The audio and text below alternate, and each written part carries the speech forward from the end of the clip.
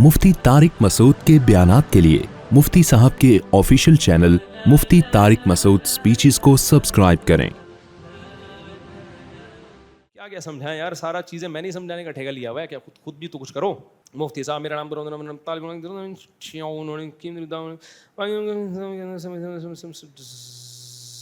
ये दोनों चीज़ें करना चाह रहे हैं। सवाल का खुलासा बता दूं, आलिम भी बनना चाह रहे हैं, साथ साथ दुनिया भी, कारोबार भी। तो बहुत अच्छी बात है भाई, अगर तालीम के साथ ही कोई बिजनेस कर लो ताकि अपने पाँव पे खड़े हो सको, वेल डन।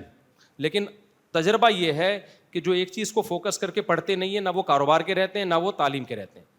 तो इसलिए फिर आपको इसमें मेहनत ज़्यादा करनी पड़ेगी। तो ज़्यादा मेहनत के लिए तैयार हो तो सुभान अल्लाह। लोग जाते हैं ना यूरोप में, यूनिवर्सिटी में पढ़ रहे होते हैं, शाम को बिजनेस भी कर रहे होते हैं, पढ़ लेते हैं, वो बहुत स्ट्रगल करते हैं। पाकिस्तान में कमबख्त मेहनत नहीं है, सुस्त। मदरसे में जाएगा और साथ में कारोबार भी करेगा तो बहुत अच्छी बात है, लेकिन वो ना मदरसे का रहेगा ना कारोबार का रहेगा। अमेरिका जाएगा ना पढ़ने के लिए तो यूनिवर्सिटी में पढ़ेगा भी, बिजनेस भी करेगा और कर लेगा दोनों काम। यहां नहीं करता, क्योंकि यहां हर तरफ उसको अपने जैसे पोस्ती नजर आ रहे होंगे। अमेरिका जाएगा सारे एक्टिव नजर आ रहे होंगे उसको, अपना दोस्त भी।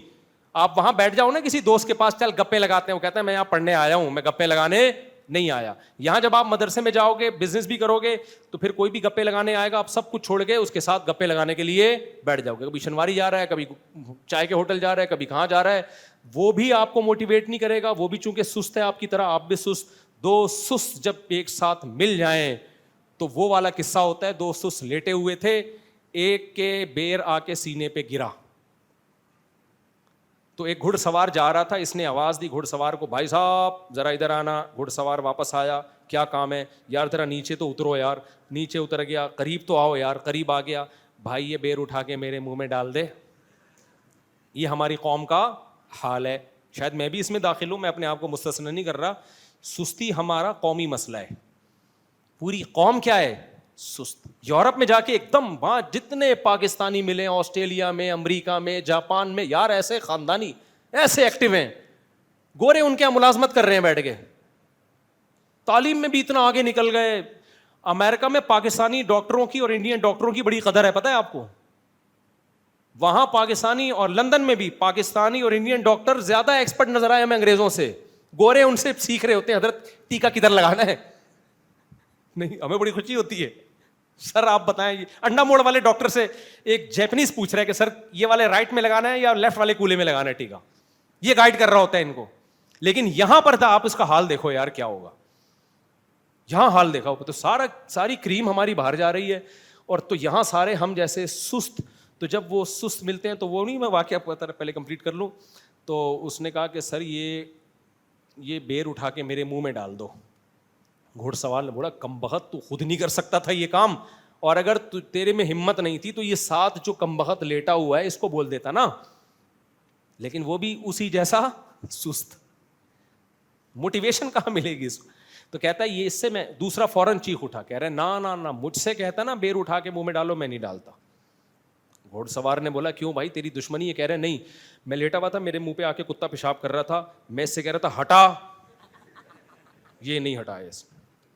मैं इससे कह रहा हूं हटा इसको, ये फिर भी नहीं हटा रहा था। तो ये ऐसा आदमी है। इसलिए मैं, अब ये दो सुस्त जब एक जगह इकट्ठे होंगे तो मोटिवेशन मिलेगी। आप यूरोप में, जापान में, ऑस्ट्रेलिया में, अमेरिका में जब किसी पाकिस्तानी से मिलते हैं, आपको वो एक्टिव नजर आएगा, दिन में पढ़ रहा है, रात में जॉब कर रहा है, भाग रहा है, दौड़ रहा है। वो कह रहा है यार मैं आया इसी सिलसिले में हूँ यहाँ पे, मैं ये काम नहीं करूंगा, मेरा तो सारा वीजे की फीस जाया हो जाएगी, मैंने बाप को भी मुंह दिखाना है, पीछे पूरा खानदान पड़ा हुआ है, वो सब मुझसे बड़ी उम्मीदें लगा के बैठे हुए, ऐसा हिल रहा होगा। यहां क्या होगा, यहां जब आप किसी से मिलेंगे वो आपसे बड़ा सुस्त होगा, वो कारोबार करने के तरीके बता रहा होगा, कारोबार नहीं कर रहेगा वो। तो जब सारा माहौल एक जैसा होता है तो मोटिवेशन नहीं मिलती है। इसलिए मदरसे में जाओ, पढ़ो और बिजनेस भी करो, इससे इंसान मजबूत हो जाता है। हमने कुछ उलमा देखे हैं जो मदरसे में गए, नई बिजनेस किया उन्होंने, लेकिन उनमें तवक्कुल इतना था कि गुर्बत में उन्होंने गुजारा किया, सारी ज़िंदगी किसी के सामने हाथ नहीं फैलाए, और उन्होंने कहा हमने अपने आप को दीन की खिदमत के लिए वक़फ़ कर दिया है। तो ऐसे भी लोग हैं, हमारे अकाबिर तो इसी तरह थे। लेकिन ऐसे लोग मार्केट में, इतना पावरफुल तवक्कुल बहुत कम लोगों में होता है। ورنہ ہوتا کیا ہے کہ جب آپ اس طرح کا توکل کرتے ہو جب آپ افورڈ نہیں کر پاتے, تو کل جب مالی حالات خراب ہوتے ہیں تو پھر ادھر سے چندہ لے لوں, کچھ ایسا ہے مدرسے کا چندہ ہے کچھ خود استعمال کر لوں, بعد میں مدرسے کے ڈبے میں ڈال دوں گا, کچھ مسجد کا ڈبے سے کچھ نکال لوں بعد میں ڈال دوں گا, پھر ہوتے ہوتے کاروبار کا چسکا لگتا ہے, پھر آدمی کہتا ہے سارا ہی لے لو بعد میں دے دوں گا, پھر ڈبل کر لو, پھر کرپشن, پہلے تو شروع میں تعویل کر کے کرپشن ہوتی ہے, پھر سچی مچی میں کرپشن شروع. ورنہ اگر کرپشن نہیں بھی ہو تو بھکاری پن تو آ ہی جاتا ہے. جب بھی کوئی سیٹ جیب میں ہاتھ ڈالے گا ان کو یہ لگتا ہے شاید میرے لیے ہدیہ نکال رہا ہے, یہ لالچ پن آ جاتا ہے. تو جس میں پاورفل توکل ہونا وہ تو مدرسے میں جائے کشتیاں جلا کے, سمجھتے ہو, اور پھر بولے جو مرضی حالات آ گئے کسی کے سامنے ہاتھ نہیں پھیلانا, توکل کرنا ہے, اللہ پہ اعتماد کرنا ہے. سوال پیدا ہوتا ہے شادی کیسے ہوگی؟ بھائی جو ہونے والی ہوگی اس کو بھی بتا دینا ہے, روکھی سوکھی میں گزارا کرنا ہے تو آ جاؤ ورنہ وہیں بیٹھی رہو. تو ایسے لوگ مارکیٹ میں ہوتے ہیں لیکن تھوڑے ہوتے ہیں. تو ہم جب مدرسے میں آئے تھے تو ہمارے حضرت نے تو ہمیں یہی سکھایا تھا, بھائی دنیا کا اب چھوڑ دو فکر, کشتیاں جلا کے آؤ, اللہ کھلائے گا اللہ پلائے گا. اور کھلانے پلانے کا حضرت مطلب بتاتے تھے کہ یہ مطلب نہیں کہ کھربوں روپے آئیں گے, حضرت فرماتے تھے بس بھول جاؤ, اب اپنے آپ کو دین کی خدمت کے لیے وقف, جت جاؤ دین میں, روٹی ملے تو بھی ٹھیک, نہیں ملے بولو تو بھی ٹھیک. تو حضرت نے تو ہمیں یہ سکھایا تھا. تو لیکن ہر آدمی میں یہ سافٹ ویئر انسٹال ہوتے نہیں, اس لیے نارمل جو شریعت کا حکم ہے نا لوگوں کے لیے وہ یہی ہے کہ اس طرح کوئی کام مت کرو کہ کل بعد میں لوگوں کے سامنے ہاتھ پھیلانے پڑے. اس لیے میں دینی مدارس کے طلبہ سے یہی کہتا ہوں, نارم جو عام طور پر تو اتنا توکل نہیں ہوتا نا طلبہ میں, تو نظر آ رہا ہے نا کہ نہیں ہوتا, دائیں بائیں ادھر ادھر سے پھر وہ ان کی نیتیں خراب ہوتی ہیں. تو بھائی اپنے پاؤں پہ کھڑے ہو, خود ابھی سے بزنس بھی کرو, ابھی سے تعلیم کو بھی فوکس کرو, لیکن پھر یورپ میں امریکہ والوں کی طرح کرو. سس لوگوں کی طرح کیا تو نہ بزنس کے رہو گے اور نہ مدرسے کے رہو. پھر اسٹرگل کرو, محنت کرو. جب آدمی خود کماتا ہے تو سر اٹھا کے جیتا ہے. تو کمیٹی والوں کو چاہیے اماموں کو اچھا رکھیں.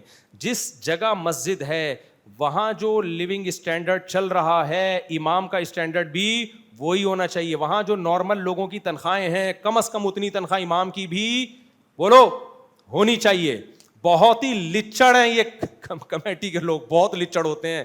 ہم تو مولوی ہیں نا, ہمیں پتہ ہے, ہمارا تو واسطہ پڑتا ہے, بہت نچوڑتے ہیں امام کو. پھر ان کو بھی بہت دفعہ 2 نمبر امام ملتے ہیں, صحیح نچوڑتے ہیں پھر ان لوگوں کو. وہ پھر دائیں بائیں سے اتنا کہ وہ پھر اتنا کر کے نا کمیٹی ہی کو کک آؤٹ کر دیتے ہیں تھوڑے دنوں میں. امام مسجد میں پرانا ہو جائے نا تو کمیٹی کو پھر وہ بعض دفعہ, سارے امام ایسا نہیں کرتے لیکن پھر کمیٹی کو کیا بنا لیتا ہے, یرغمال, پھر وہ انتقام لیتا ہے کمیٹی سے. تو ایسا مت کرو, پہلے سے ہی اس کو اتنا اچھا کر دو آپ, اور اس کو بولو بھائی دائیں بائیں سے 1 روپیہ لینے کی اجازت نہیں ہے, آپ کو ہم یہ خاندانی اچھی تنخواہ دیں گے اور چندہ مسجد کا ہمارے پاس آئے گا, آپ کے پاس نہیں جائے گا.